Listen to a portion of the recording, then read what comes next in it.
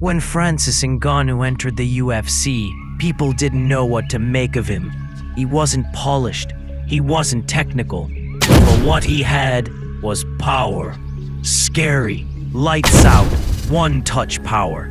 He bulldozed his first 6 UFC opponents, knockout after knockout. And when he slept Alistair Overeem with a single uppercut, people started whispering, this might be the most dangerous man alive. But then came UFC 220, his first title shot against Stipe Miocic. And that's when the doubt storm hit full force. Stipe exposed everything. Ngannou's wrestling, not ready. Cardio, non-existent.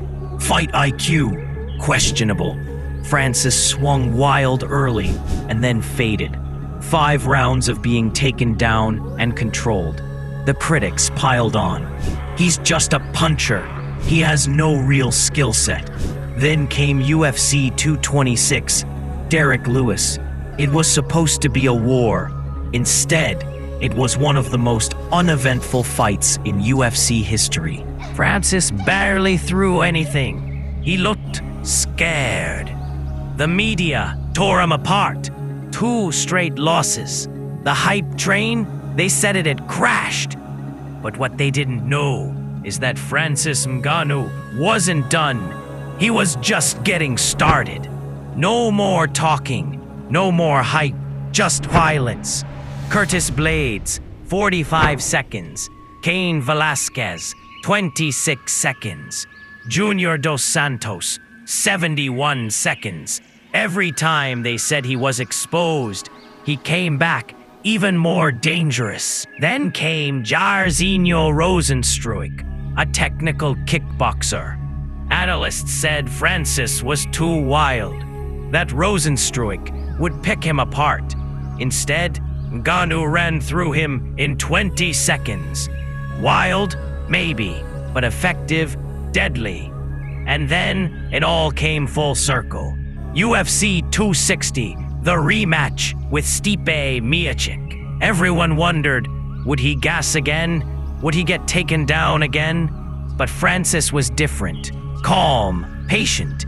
He stuffed takedowns. He controlled distance. And then he landed. Stipe went out cold. And just like that, Francis Ngannou became UFC heavyweight champion. But the world still wasn't done doubting him. Next came Gane, undefeated, technical. Everyone said he'd be too slick for Ngannou. What no one knew? Francis was injured.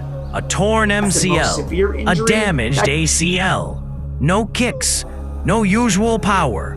So what did he do? He wrestled. He beat Gane in a 5-round decision. With grappling, the same man who was mocked for having no ground game out-wrestled the most technical heavyweight in the division. That's who Francis Ngannou is, a man who adapts, who evolves, who learns. He wasn't handed anything. He wasn't born into a gym. He built himself with pain, persistence, and power. They said he couldn't go the distance. He did. They said he couldn't wrestle. He did. They said he couldn't think like a champion. Now he walks like one.